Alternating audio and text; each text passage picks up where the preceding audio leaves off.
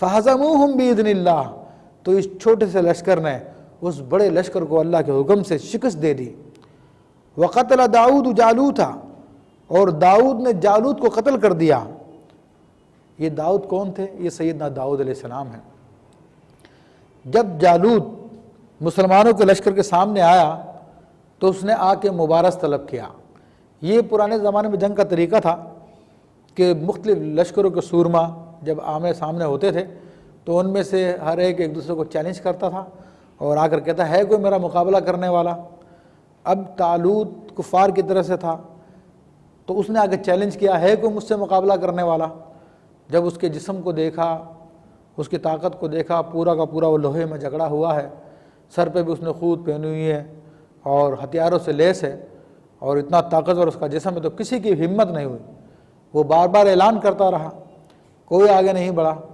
تو طالوت نے اللہ کے نبی شموئیل علیہ السلام سے عرض کی کہ اب کسے اس کے مقابلے پہ بھیجا جائے۔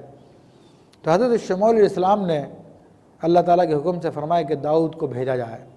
حضرت داؤد علیہ السلام اس وقت آپ کے نبوت کا ظہور نہیں ہوا تھا، اس وقت آپ عیشا کے بیٹے تھے اور آپ کے 7 بھائی تھے، وہ سب کے سب میدان جنگ میں موجود تھے اور آپ بکریاں چرایا کرتے تھے اور اس وقت آپ بیمار بھی تھے۔ تو جب اللہ کے نبی نے مشورہ دیا کہ حضرت داؤد کو بلایا جائے اور آپ جوان العمر تھے، طالوت نے اس وقت اعلان بھی کیا تھا کہ جو کوئی بھی جالوت سے مقابلہ کرے اور اس کو مارے، ایک تو میں اس سے اپنی بیٹی کا نکاح کروں گا، دوسرا یہ کہ میں اپنی آدھی سلطنت اس کو دے دوں گا۔ تو داؤد علیہ السلام کو کہا گیا، تو داؤد علیہ السلام اللہ کے نبی کے حکم پر سامنے آ گئے اور اپنے ایک گوفن نامی آپ کا ہتھیار تھا جس میں وہ پتھر رکھ کے پھینکا کرتے تھے۔ تو چونکہ جس زمانے میں آپ بکریاں چرایا کرتے تھے تو آپ اس ہتھیار کے اتنے زیادہ ماہر تھے کہ اس میں پتھر رکھ کے جب شیروں کو بھی مارتے، شیروں کے بھی سروں کو توڑ دیا کرتے تھے، ہر قسم کے جانوروں کو اس ہتھیار سے اپنے بھگا دیا کرتے تھے۔ تو داؤد علیہ السلام نکلے اور آپ نے راستے سے پتھر اٹھائے جن میں ذکر کیا جاتا ہے کہ سنگ ہارون بھی تھا اور سنگ موسیٰ بھی تھا۔ تو جب لے کر اپنے گوفن میں رکھا اور اس جالوت کے سامنے گئے تو جالوت نے آپ کا مذاق اڑایا اور عجیب و غریب باتیں کرنے لگا، آپ کو ڈرانے لگا۔ حضرت داؤد علیہ السلام کو جالوت نے ہتھیار بھی دیے تھے اور زرہ وغیرہ بھی دی تھی۔ جب آپ جالوت کے سامنے گئے اور اس کی متکبرانہ باتیں سنی تو آپ کے دل میں خیال آیا کہ میں تو اللہ پہ توکل کرتا ہوں۔ آپ واپس جانے لگے کہ میں اپنا ہتھیار وغیرہ یہ سارے سامان ان کو دے جاؤں، واپس دے دوں طالوت کو۔ تو اس پر وہ کہنے لگا نونہال کہاں جا رہے ہو تم؟ تو آپ نے پھر اس کو اسی طرح سے جواب دیے اور آپ نے اپنے جسم کی جتنی زرہ وغیرہ جو طالوت نے دی تھی وہ سب کے سب اتار دی اور اللہ پہ توکل کرتے ہوئے اپنے اسی گوفن نامی ہتھیار کو ساتھ لے کر آتے ہیں اور اس میں پتھر رکھ کر گھما کے جو جالوت کی طرف آپ نے پھینکے ہو، تو آپ قدرت خدا کے دیکھی وہ پتھر تھے یا ابابیل والی کنکریاں تھیں کہ ان پتھروں نے جالوت کے سر کو توڑ دیا اور سر کو توڑ کے اس کے جسم سے باہر نکل کر بعد میں بھی جا کے 30 آدمیوں کو مار دیا، جس سے اس کا سارا لشکر خوف زدہ ہو گیا اور وہ سب کے سب بھاگ گئے۔ وَآتَاهُ اللَّهُ الْمُلْكَ وَالْحِكْمَةَ، اور داؤد کو اللہ تبارک و تعالیٰ نے بادشاہت بھی عطا فرمائی اور حکمت بھی عطا فرمائی۔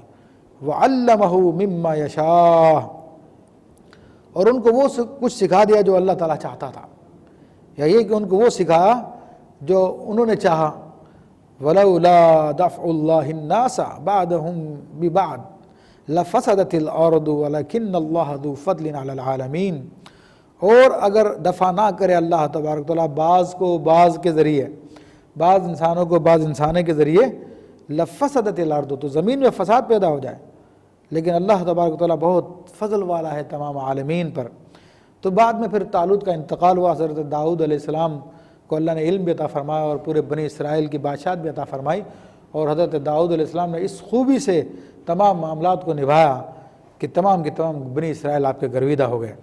اب یہاں پر اللہ تبارک تعالیٰ نے ایک امر کی طرف اشارہ فرمایا جس کا قانون فطرت ہے کہ جب بعض لوگوں کے ذریعے بعض لوگ ظلم کرنے لگتے ہیں تو اللہ تبارک تعالیٰ ان کے بدلے میں دوسرے لوگوں کو مقرر فرما دیتا ہے۔ تو اللہ تبارک تعالیٰ بعض لوگوں کے طفیل بعض لوگوں کو دفع فرما دیتا ہے اور بعض لوگوں کے طفیل بعض لوگوں کے ساتھ بھلائی فرماتا ہے۔ یہاں تک بزرگان دین فرماتے ہیں، روایت میں آتا ہے کہ ایک اچھے پڑوسی کی وجہ سے اس کے ارد گرد کے پڑوسیوں کو اللہ تبارک و تعالیٰ آفات و بلیات سے بچاتا ہے۔ تو اس آیت طیبہ میں اس کا بھی اشارہ کر دیا تلک آیات اللہ نتلوہا علیک بالحق، یہ اللہ کی نشانیاں ہیں جو ہم تم پر حق کے ساتھ تلاوت کرتے ہیں۔ وَإِنَّكَ لَمِنَ الْمُرْسَلِينَ، اور بے شک آپ رسولوں میں سے ہیں۔ تو اب یہ نبی علیہ السلام کی گواہی خود اللہ تبارک و تعالیٰ دے رہا ہے کہ بے شک آپ اللہ کے رسولوں میں سے ہیں۔ تو اس کے کہنے کی وجہ یہ ہے کہ حضور علیہ السلام تو کسی انسان کے شاگرد نہیں ہیں، آپ علیہ السلام کو تو جو بھی علم ملا ان کے رب سے براہ راست ملا ہے۔ تو بنی اسرائیل کے سارے واقعات تو ان کی کتابوں میں ہوا کرتے تھے، اور نبی علیہ السلام ظاہری طور پہ نہیں پڑھا کرتے تھے۔ تو اس پر اللہ تبارک و تعالیٰ نے یہ آپ کی نبوت پر دلیل قائم فرمائی ہے بنی اسرائیل پہ، اے بنی اسرائیل یہ دیکھو کہ اللہ کے سکھائے ہوئے ہیں تمہارے وہ معاملات جو تمہاری کتابوں میں مرقوم ہے، جسے تم ہی جانتے ہو، یہ اللہ کے حبیب علیہ السلام تمہاری شاگردی کے بغیر، کسی اور کی شاگردی کے بغیر سب کچھ بیان کر رہے ہیں۔ تو بے شک یہ اللہ کے بھیجے ہوئے رسولوں میں سے ہے۔